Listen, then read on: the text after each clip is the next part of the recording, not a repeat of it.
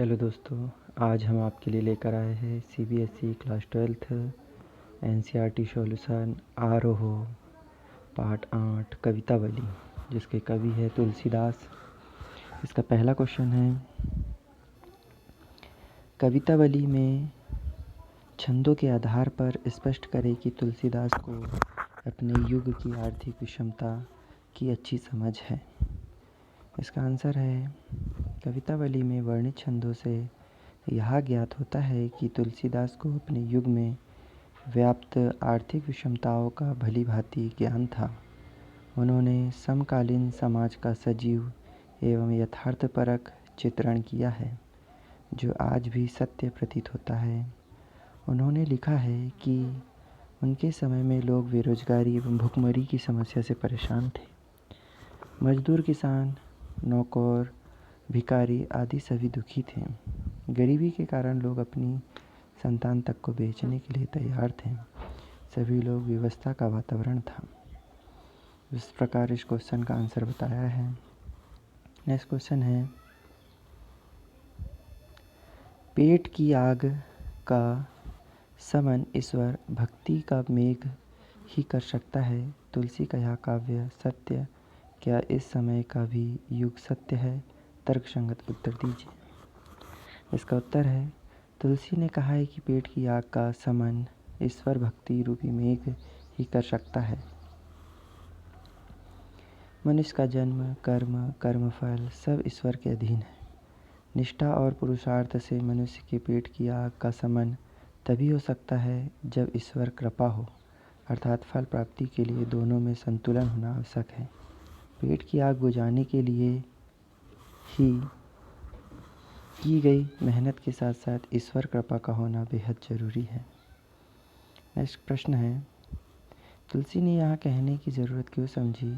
धूत कहो अवधूत कहो रजपुतु कहो जोल्हा कहो कोऊ, काहू की बेटी सो बेटो न व्याहवन, काहू की जाति विगार न सोहू। इस सवैया में काहू के बेटा सो बेटी न व्याहन व्याहवत कहते तो सामाजिक अर्थ में क्या परिवर्तन आता?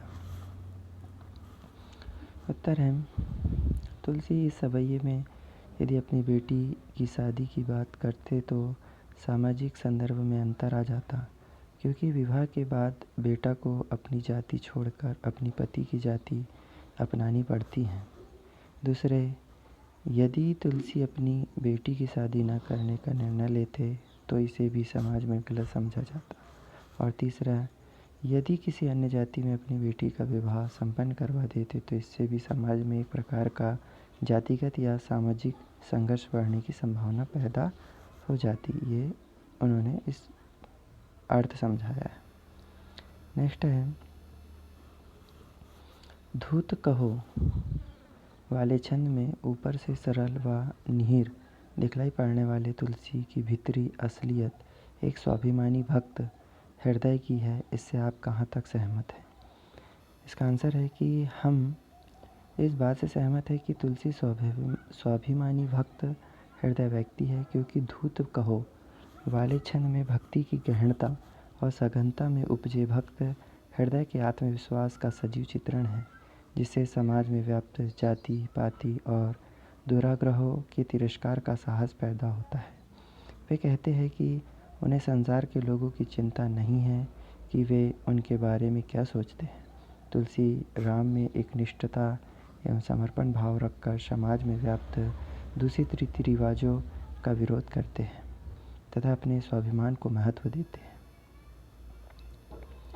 नेक्स्ट है, निम्न पंक्ति की व्याख्या करना है। मम हित लागी तजेऊ पीतु माता, सहेऊ विपिन हिम आतम बाता, जौ जनेतौ बन बंधु बिछोहु, पीतु बचन मन तेहु नहीं ओहु।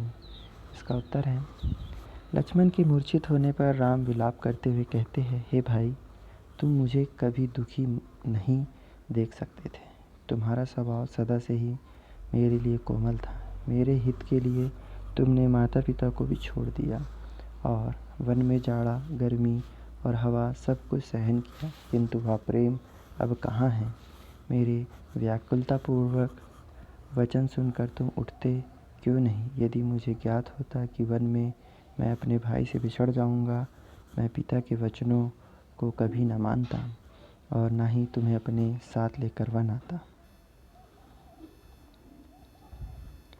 नेक्स्ट पंक्ति है, जथा पंख बिनु खग अति दीना, मणि बिनु पनी फनी करिवन करहीना, असमन जीवन बंधु बिन तोहि, जौ जड़ देव जिहावे मोहि। इसका आंसर है, मूर्छित लक्ष्मण को गोद में लेकर विलाप कर रहे श्री राम कहते हैं कि तुम्हारे बिना मेरी दशा ऐसी हो गई है जैसे पंखों के बिना पक्षी, मणि के बिना सर्प और सूंड के बिना श्रेष्ठ हाथी की स्थिति अत्यंत दयनीय हो जाती है। वैसे ही तुम्हारे बिना यदि कहीं जड़ देव ने मुझे जीवित रखा तो मेरा जीवन भी ऐसा ही दयनीय हो जाएगा।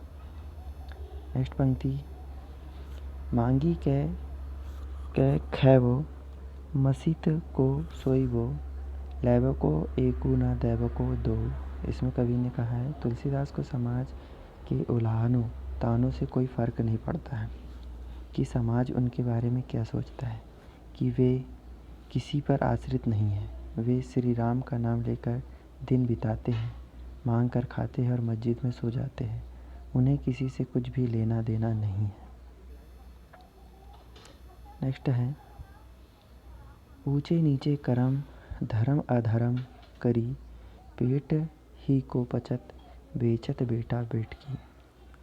इसमें इस पंक्ति के माध्यम से कहा है कवि ने, तुलसी जी ने समाज में व्याप्त आर्थिक विषमताओं का वर्णन करते हुए कहा है कि पेट भरने की समस्या से मजदूर, किसान, नौकर, भिखारी आदि सभी परेशान थे। अपनी भूख मिटाने के लिए सभी अनैतिक अधार्मिक कार्य कर रहे हैं। अपने पेट की भूख मिटाने के लिए लोग अपने संतान तक को बेच रहे हैं। पेट भरने के लिए मनुष्य कोई भी पाप कर सकता है। सबके मूल में मात्र यही कारण है कि सभी सिर्फ अपनी ही चिंता करते हैं। नेक्स्ट प्रश्न है, भ्रातृ शोक में हुई राम की दशा को कवि ने प्रभु की नर लीला की अपेक्षा सच्ची मानवीय अनुभूति के रूप में रचा है। क्या आप इससे सहमत हैं? तर्कपूर्ण उत्तर दीजिए। इसका आंसर है हाँ, हम इससे सहमत हैं, क्योंकि लक्ष्मण के वियोग में विलाप करते राम निसंदेह मानवीय भावनाओं को दर्शा रहे हैं। वे कहते हैं, यदि मुझे ज्ञात होता कि वन में मैं अपने भाई से बिछड़ जाऊंगा, मैं पिता का वचन भी न मानता और न तुझे साथ लेकर आता। ये बात उनकी सामान्य मानव की असहनीय दुख, व्यवहार और विलाप को दर्शाती है। अगला है, शोकग्रस्त माहौल में हनुमान के अवतरण को करुण रस के बीच वीर रस का आविर्भाव क्यों कहा गया है? इसका आंसर है, लक्ष्मण के मूर्छित होने पर हनुमान संजीवनी बूटी लेने हिमालय पर्वत जाते हैं। उन्हें आने में विलम्ब हो जाने पर सभी बहुत चिंतित व दुखी होते हैं। उसी समय हनुमान संजीवनी बूटी के साथ पूरा पर्वत लेकर आ जाते हैं। तब मानो करुण रस के बीच वीर रस का संचार हो जाता है, अर्थात लक्ष्मण को मूर्छा से दुखी निराश होने के लिए मन में उत्साह का संचार होता है। नेक्स्ट है, जयहु अवध कवन मुहलानी, नारी हेतु प्रिय भाई गवाही, बरु अपजस सहतेयु जगमाही, नारी हानि विशेष क्षति नाही। भाई के शोक में डूबे राम के इस प्रलाप वचन में स्त्री के प्रति कैसा सामाजिक दृष्टिकोण संभावित है? इसका आंसर है, भाई के शोक में डूबे राम ने कहा कि स्त्री के लिए प्यारे भाई को खोकर मैं कौन सा मुँह लेकर अवध वापस जाऊंगा। मैं जगत में बदनामी भले ही सह सकता हूँ, क्योंकि स्त्री की हानि से कोई विशेष क्षति नहीं होती। स्त्री का विकल्प हो सकता है पर भाई का नहीं। उस समय का समाज पुरुष प्रधान था, नारी को समाज में समानता का अधिकार नहीं था। नेक्स्ट प्रश्न है, कालिदास के रघुवंश महाकाव्य में पत्नी के मृत्यु शोक पर अज तथा निराला की सरोज स्मृति में पुत्री के मृत्यु शोक पर पिता के करुण उद्गार निकले हैं। उनसे भ्रातृ शोक में डूबे राम के इस विलाप की तुलना कीजिए। इसका आंसर है, निराला की सरोज स्मृति में पुत्री सरोज के मृत्यु शोक तथा भ्रातृ शोक में डूबे राम के इस विलाप की तुलना करें तो श्री राम का शोक कम प्रतीत होता है, क्योंकि निराला की बेटी की मृत्यु हो चुकी थी, जबकि लक्ष्मण अभी केवल मूर्छित ही थे। अभी भी उनके जीवित होने की संभावना बची हुई थी। साथ ही संतान का शोक अन्य किसी शोक से बढ़कर नहीं होता। नेक्स्ट प्रश्न है, पेट ही को पचत बेचत बेटा बेटकी, तुलसी के युग का ही नहीं आज के युग का भी सत्य है। इसके बारे में क्या राय है? इसका आंसर है, तुलसीदास के समय में बेरोजगारी के कारण अपनी भूख मिटाने के लिए सभी अनैतिक कार्य कर रहे थे। अपने पेट की भूख मिटाने के लिए लोग अपनी संतानों तक को बेच रहे थे। वे कहते हैं कि पेट भरने के लिए मनुष्य कोई भी पाप कर सकता है। वर्तमान समय में बेरोजगारी और गरीबी के कारण समाज में अनैतिकता, अराजकता बढ़ती जा रही है। आज भी कई लोग अपने बच्चों को थोड़े से पैसों के लिए बेच देते हैं।